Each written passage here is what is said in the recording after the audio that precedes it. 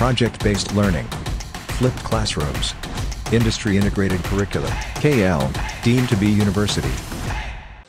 Current 1.5 సంవత్సరంలో డిస్ప్రపోర్షనేట్గా చాలా దారుణంగా ఉన్నటువంటి విద్యుత్ రంగాన్ని సుమారు 35,000 కోట్లు ఖర్చు పెట్టి రకరకాల పద్ధతులన్నీ అవలంబించి సెంట్రల్ ఎలక్ట్రిసిటీ అథారిటీని కూడా సంప్రదించి మా మెదడంతా కరగదీసి అద్భుతమైనటువంటి కరెంటును మేము తీర్చిదిద్దినాం.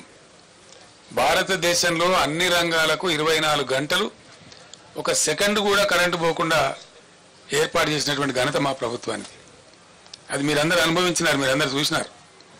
ఆనాడు కరెంటు పోతే వార్త, ఇవాళ కరెంటు ఉంటే వార్త అనే కాడికి వచ్చింది. ఇది ఎందుకు వస్తుందండి నాకు అర్థం కాదు. ఒక సెటిల్డ్ సిస్టమ్, విద్యుత్ అనేది చిన్న విషయం కాదు కదా, నోటి మాటలు కాదు కదా, కట్టుకథలు పిట్టకథలు కాదు కదా, ఒక అద్భుతమైన వ్యవస్థ. దాన్ని తీర్చిదిద్ది 7.5-8 ఏళ్ళు అద్భుతంగా మేము మొత్తం ప్రజలకు సరఫరా చేసినాం. కమర్షియల్ కావచ్చు, డొమెస్టిక్ కావచ్చు, అగ్రికల్చర్ కావచ్చు, ఇండస్ట్రీ కావచ్చు, ఐటీ కావచ్చు, ఇంకా మరే ఇతర రంగమైన కావచ్చు, అందరికి కూడా ప్రజలందరికీ కూడా 24/7 పవర్ అద్భుతంగా సప్లై చేసిన ఒకే ఒక్క రాష్ట్రం భారతదేశంలో తెలంగాణ, అగ్రగామి రాష్ట్రం. మరి ఆ రాష్ట్రానికి ఏం చెదలు పట్టింది? అలా 24 గంటల కరెంటు పాలసీ మేము కొనసాగిస్తున్నాం. రాష్ట్రంలో ఎక్కడ కూడా ఒక్క నిమిషం కూడా పవర్ ఫెయిలియర్ లేదు అని చెప్పి నేను మనం చేస్తున్నా. వ్యవసాయానికి కానీ, వ్యాపారానికి కానీ, ఇండ్లకి కానీ. దానికి అదనంగా మేము ఇండ్లకి 200 యూనిట్లు ఉచితంగా ఇస్తున్న విషయం కూడా మరి తెలంగాణ ప్రజానీకానికి తయారు చేస్తున్నాం. 2,600 పైచీల కేంద్రాలు పెట్టాం. ఎన్ని కేంద్రాలు పెడతారో ఇప్పటికి ఎత్తలేరు. ఏం చేద్దాం అనుకుంటున్నారు? ఎన్ని పాత కేంద్రానికి ఒక కేంద్రం తక్కువ పెట్టినా ఊరుకోము. పోయిన పంట పోను, కొత్త పంట వస్తుంది కాబట్టి ఆ వచ్చే పంటకు 500 బోనస్ కట్టి తీరాల ఎట్టి పరిస్థితులలో మిమ్మల్ని వేటాడతాం. 500 రూపాయల బోనస్ ఇస్తామని మీరు చెప్పినారు, అన్ని పంటలకు ఇస్తామన్నారు, లిస్టు ప్రకటించినారు, మేనిఫెస్టో ఉంది. ఖచ్చితంగా ప్రతి పంటకు మీరు బోనస్ ఇవ్వాల్సిందే. వరి వస్తున్నది కాబట్టి వెంటనే 500 రూపాయల బోనస్ ఇవ్వాలి. రాష్ట్రంలో మీరు మొత్తం రాష్ట్రంలో గతంలో ఎన్నడూ లేని విధంగా 7,149 ప్రొక్యూర్మెంట్ సెంటర్లు కొన్ని ప్రారంభించినాం, కొన్ని ప్రారంభిస్తున్నాము. రైతులు పండించిన ప్రతి గింజని ఎంఎస్పీకి కొనుగోలు చేయబోతున్నాము. రైతులు పండించిన ధాన్యాన్ని ఏ మిల్లర్ అయినా, ఏ వ్యాపారైనా ఎంఎస్పీ కంటే ₹1 తక్కువ కొన్నా కఠిన చర్యలు తప్పు అని చెప్పి కూడా ఈరోజు సివిల్ సప్లైస్ మినిస్టర్ గా నేను మనవి చేస్తున్నా. కాళేశ్వరంలో పోయే నీళ్ళు కూడా బాగా సముద్రానికి వదిలిపెట్టి ఒక చిల్లర డ్రామా కోసం, చీప్ టాక్టిక్స్ కోసం ఏముందన్నా ఏం ప్రపంచం పోయినది. దాన్ని ఏదో ప్రచారం చేసి కొంచెం గుట్టుకుపోయినట్టు, దానిలో ఎందో జరిగిపోయినట్టు ఓ లంగా కథ పెడని మీ అసమర్థతను తప్పించుకోవడానికి చేసినారు. పోయే నీళ్ళని వృధా వదిలిపెట్టినారు. మొన్నటి వరకు విచిత్రం ఏంటంటే మొన్నటి వరకు కూడా 6,000, 7,000, 8,000 క్యూసెక్లు పోయినాయి. సింగిల్ మోటార్ నడిపి కూడా కాలువలు నడిపించచ్చు, నీళ్ళు నడపచ్చు, బ్రహ్మాండంగా నడపండచ్చు. అద్భుతంగా నీళ్ళు ఎత్తే అవకాశం ఉండే. డిసెంబర్లో మంచి నీళ్ళు పోతాయి. వీళ్ళు గవర్నమెంట్కి వచ్చే టైంలో 25,000, 30,000 క్యూసెక్ల నీళ్ళు పోతూ ఉంటాయి. ఏమైంది దాన్ని ఎత్తడానికి నాకు అర్థం కాదు. తీయమా? ఎమర్జెన్సీ ఉంటుంది తీయమా?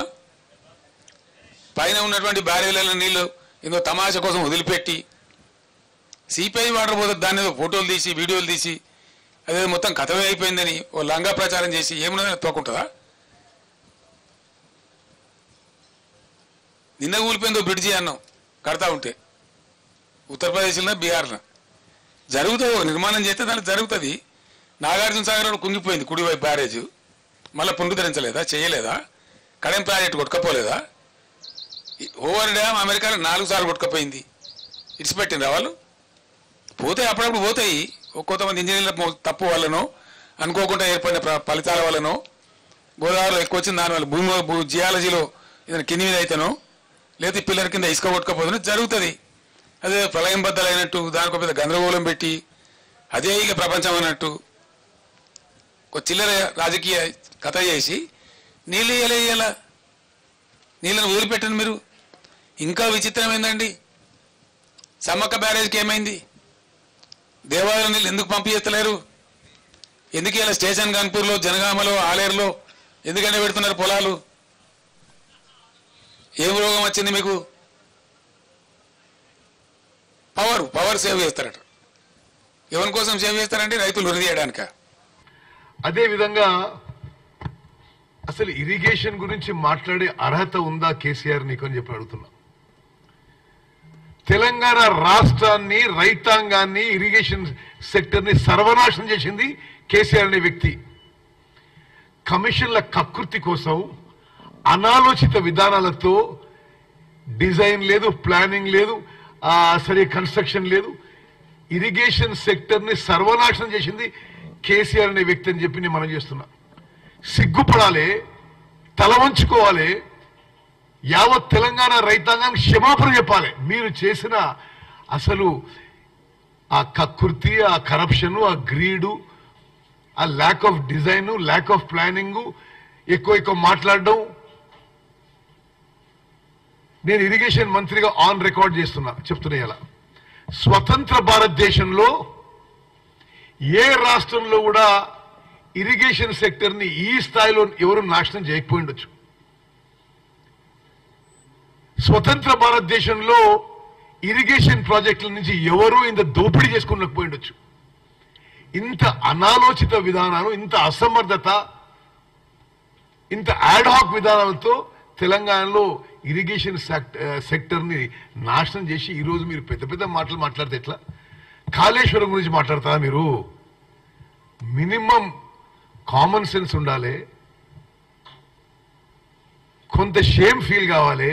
అరే మేము ఇప్పటికే 94,000 కోట్లు ఖర్చు పెట్టినవే, తెలంగాణ ప్రజల జీవితాలు తాకట్టు పెట్టి, వాళ్ళ పిల్లల మనందరి జీవితాలు తాకట్టు పెట్టి high cost short term loans తీసుకొచ్చి నువ్వు ప్రాజెక్ట్ కడితే అది కూలిపోతే మరీ ఈ విధంగా నిన్న ఆయన మాట్లాడడం చాలా చాలా ఇది విడ్డూరంగా, వికారంగా ఉందని చెప్పి నేను మనం చేస్తున్నా.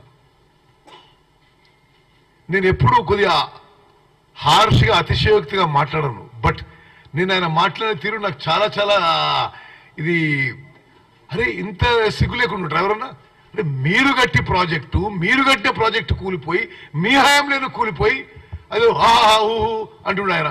ఏదో ఒక పిల్లలు కూలిపోతే ఓకేనా అంటాడు. ఏంటిది అది? ఇంకెక్కడో కూలిపోలేదా? ఇది కూలిపోతే ఏంది అంటున్నాడు ఆయన. అమెరికాలో ఎక్కడ కూలిపోయిందట. ఏంది అసలు, ఏంది ఆ మాటలు? మరి ఇంత సిగ్గుదప్పు ఉండడం ఇది సరైంది కాదు కేసీఆర్ గారు అని చెప్పి నేను మనం చేస్తున్నా. పాడిందే వాడిన పాస్వాన్ల దాసరిన పొద్దాక ఒకటే గోల, ఇదే కదా, ఇదప్ప ఇంకేమైనా ఉందా ఇప్పుడు? అదే నేను చెప్తున్నా కదా. నేను ఎందుకంటున్నా అంటే ఇది వచ్చిన కరువు కానే కాదు, అసమర్థ కాంగ్రెస్ ప్రభుత్వం తెచ్చిన కరువు. వర్షాకాలం మీ ఉన్న సమయంలో వచ్చిపోయింది. అది వర్షాలు తక్కువ పడ్డాయి, రిజర్వాయర్స్ నీళ్లు తక్కువ ఉన్నాయి. దేశంలో దాదాపు 15-16 రాష్ట్రాలు కొనియాడి వాళ్ళు అమలు చేసుకుంటున్న పథకం మిషన్ భగీరథ. ఎందుకు మంచినీళ్ళ కొరత రావాలా? చీఫ్ సెక్రటరీ గారి స్టేట్మెంట్లు ఏమో సోర్సెస్ అన్ని బరాబరే ఉన్నాయి, ఇవాళ భయపడే అవసరం లేదు, మీరు అద్భుతంగా ఉండొచ్చని చెప్తా ఉన్నారు. అసలు హైదరాబాద్ సిటీలో ₹1 నల్లా కనెక్షన్ ఇచ్చి 20,000 లీటర్ల ఫ్రీ వాటర్ ఇచ్చి రాష్ట్ర వ్యాప్తంగా ప్రతి ఇంటిలో నల్లా పెట్టి, దీన్ని కూడా మీరు అందరు సాక్షి, జర్నలిస్ట్ మిత్రులు కూడా, దానిలో ఎందుకు లోపం వస్తుందంటే నాకు అర్థం కాదు. ఏం కారణం? మేము అసెంబ్లీలో ఛాలెంజ్ చేసినాం, నేను స్వయంగా యాజ్ ఎ చీఫ్ మినిస్టర్, ఈ టర్మ్ లోపల భగీరథ కంప్లీట్ చేయకపోతే వచ్చే ఎలక్షన్లో మా పార్టీ పోటీ కూడా చేయదు, మేము ఓట్లు కూడా అడగమని చెప్పి అంత ఛాలెంజ్గా చెప్పి తీసుకొని ఆ పథకాన్ని కంప్లీట్ చేసినాం. ఆ తర్వాత 5 ఏళ్ళు బ్రహ్మాండంగా నడిపినాం. బిందె పట్టుకొని ఆడబిడ్డ ఇక్కడ కనబడలే రోడ్డు మీద. పబ్లిక్ స్టాండ్ పోస్ట్స్ అన్ని మాయమైపోయినాయి రాష్ట్రంలో. ఏ టౌన్లో కానీ ఎక్కడ కానీ మంచినీటి ట్యాంకర్ మనకు కనవాళ్ళు గత 5 సంవత్సరాలు. మరి ఇప్పుడు ఎందుకు బిందెలు ప్రత్యక్షమవుతున్నాయి? ఎందుకు మళ్ళీ నీటి మూతలు స్టార్ట్ అయినాయి? ఎందుకు నీళ్ళ ట్యాంకర్లు విచ్చలవిడిగా వ్యాపారం చేస్తున్నాయి? హైదరాబాద్ సిటీలో కూడా ట్యాంకర్లు పెట్టాల్సిన దుస్థితి ఎందుకు దాపరిస్తూ ఉంది? ఇవి ఆలోచించాల్సిన విషయాలు.